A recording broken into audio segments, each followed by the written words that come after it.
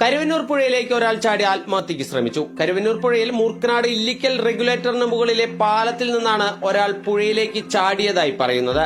സമീപത്ത് ചൂണ്ടയിട്ടിരുന്നവരാണ് 60 വയസ്സിനോടടുത്ത് പ്രായമുള്ള ഒരാൾ പാലത്തിന്റെ കൈവരികൾക്ക് മുകളിൽ നിന്നും പുഴയിലേക്ക് ചാടുന്നത് കണ്ടത്. ബുധനാഴ്ച ഉച്ചയ്ക്ക് 1:30 സംഭവം. ഇദ്ദേഹത്തിന്റെ വാച്ചും കുടയും ചെരുപ്പും മറ്റും പാലത്തിൽ അഴിച്ചുവെച്ചാണ് പുഴയിലേക്ക് ചാടിയിരിക്കുന്നത്. നീല ഷർട്ടും കള്ളിമുണ്ടുമാണ് ഇദ്ദേഹം ധരിച്ചിരുന്നതെന്നാണ് ദൃക്സാക്ഷികൾ പറയുന്നത്. കുറച്ചു ദിവസമായി പെയ്യുന്ന കനത്ത മഴയിൽ കരുവന്നൂർ പുഴ നിറഞ്ഞാണ് ഒഴുകുന്നത്.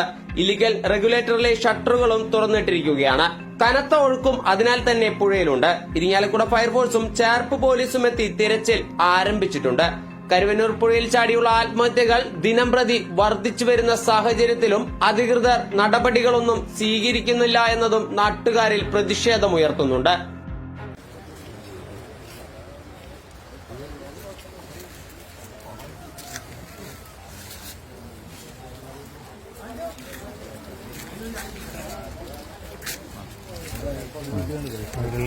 വീട്ടിലേക്കനാണ്